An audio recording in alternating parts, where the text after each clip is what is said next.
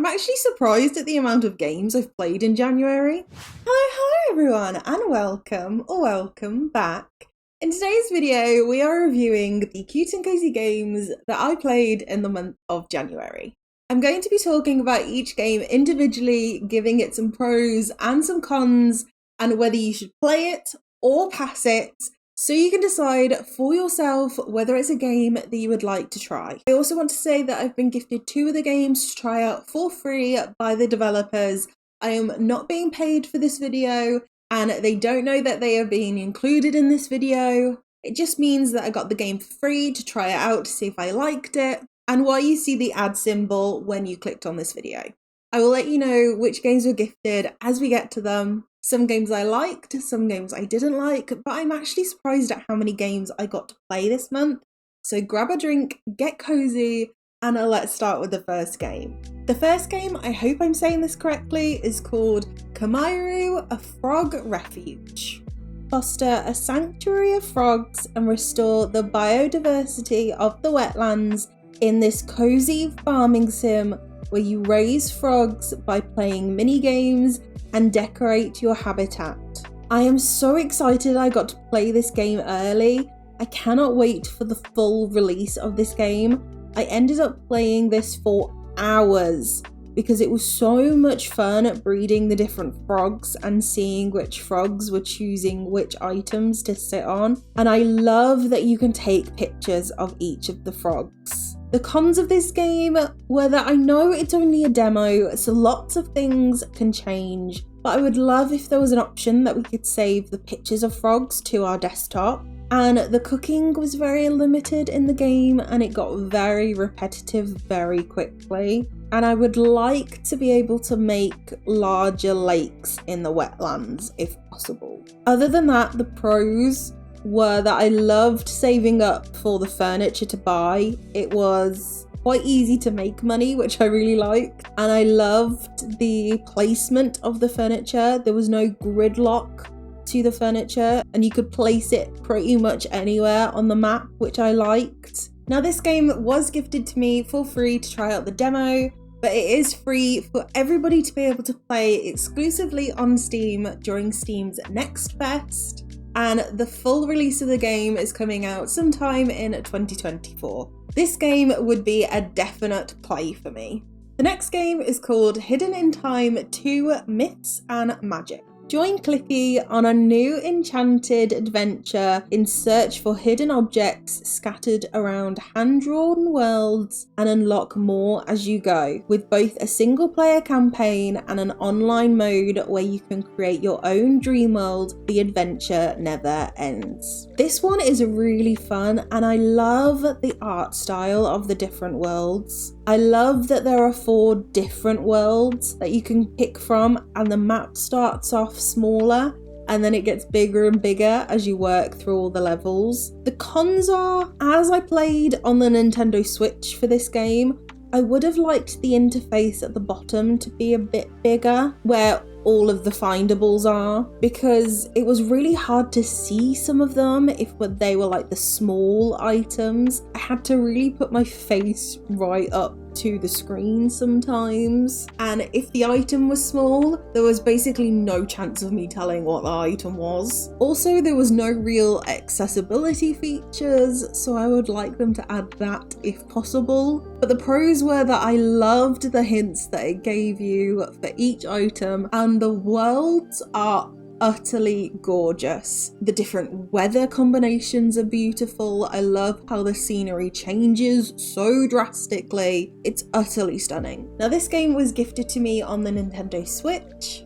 It is already out on Steam, on the Nintendo Switch, on PlayStation, on Xbox, on Google Play and Apple, and this game is a definite play for me. Game 3 is called Dream of the Star Haven. This is a first-person giant leap platformer with elements of exploration, puzzle, and light combat.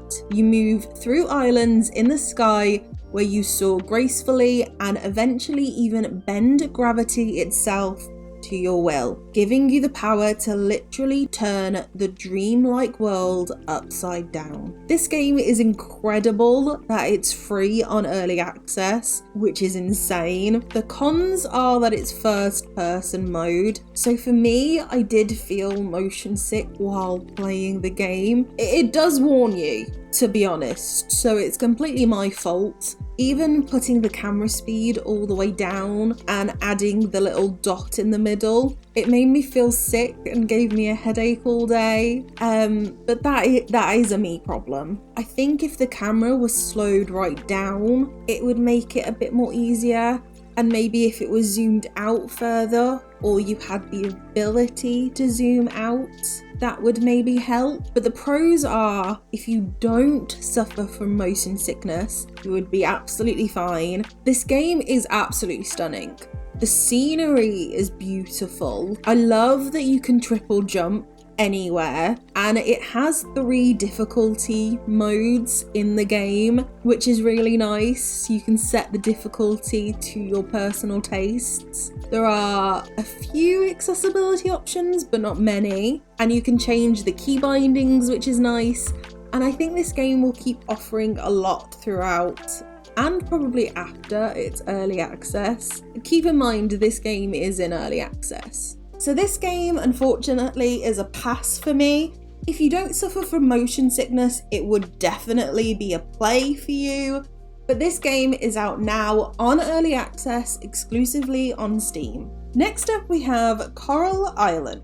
Coral Island is a vibrant and laid-back reimagining of a farm life sim. Be who you want and experience enchanting island living at your own pace. Live off the land, nurture animals, build relationships with a diverse cast of townsfolk, and make the world around you a more vital and harmonious place. Okay, I know I keep going on about this game. This is the last time, I promise. I wanted to give it a fair review after the update came through for Xbox, now that most of the bugs are fixed. You can progress through the game like everyone else, and I can make it past Spring 10 now. The cons to this game is that the game is okay. It's a generic farming sim game. Basically think Stardew Valley, but in 3D. The mines are basically a carbon copy of Stardew Valley, which annoys me. I wish they were different. But the pros are that my favourite part about this game is the diving. They did that so well, and I could do that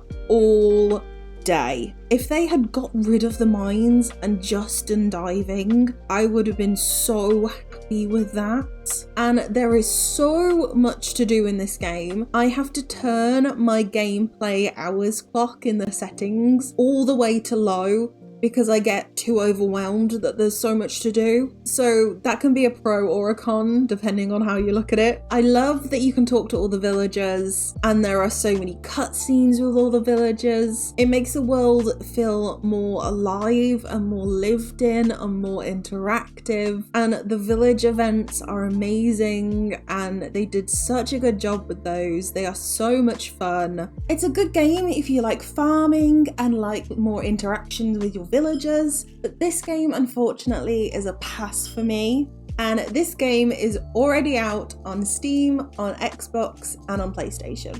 Game 5 is called Irene. Defeat a legendary evil and rebuild your home in this deck building roguelike with dungeon crawling mechanics. Collect powerful artifacts, relics, and spells for your many heroes while uncovering the mysteries behind your village's destruction. So the cons are that this is a demo at the moment. The game isn't fully out yet, so everything isn't fully open. It looks like you can build buildings in the village, but because it's a demo, none of it is open, and it looks like those buildings would help you to build that deck. It sounds like you have different heroes to control, but you can't do that in the demo. But overall, I have a lot of pros. I don't play a lot of card-based games, and this one was a lot of fun. It's definitely cozy. As you know, some deck building games aren't that cozy. Each level has different restrictions on where you can move your character, and the abilities and traits vary depending on where you are too, which is cool. Honestly, I think you should give this one a go. It was a lot of fun. I played through it twice because I died the first time and I was having so much fun I wanted to try again. This game is only a demo, but I did really enjoy this one. Honestly, this game is a play for me. This game comes out in 2024, exclusive to Steam, but you can play the demo right now. And the last game is called Turnip Boy Robs a Bank. Team up with the fearsome Pickle Gang to plan and execute the weirdest heist of all time. Steal precious valuables and explore the deep, dark depths and history of the Botanical Bank.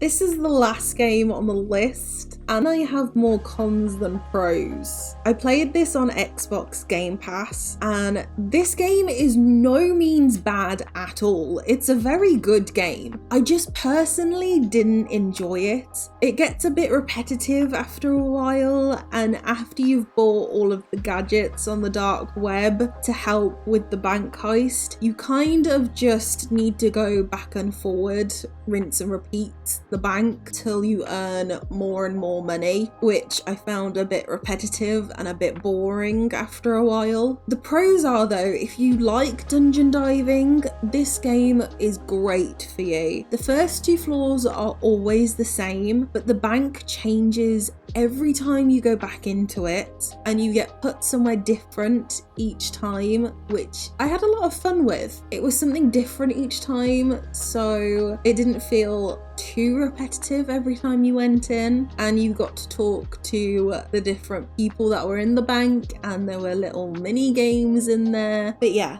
this one just wasn't for me, and this game unfortunately is a pass for me.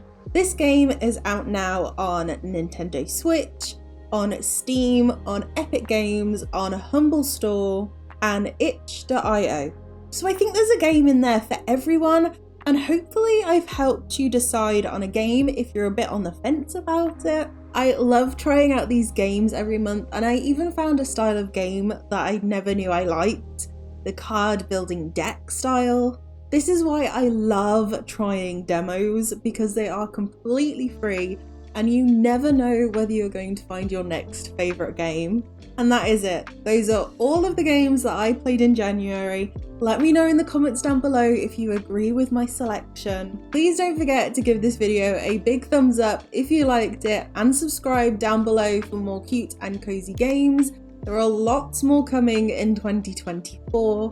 Thank you so much to my channel members.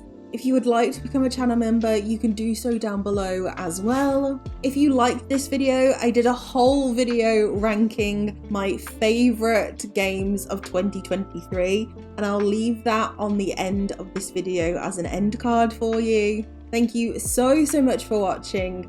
I hope you have an amazing rest of the day wherever you are, and I will see you all in the next one. Bye!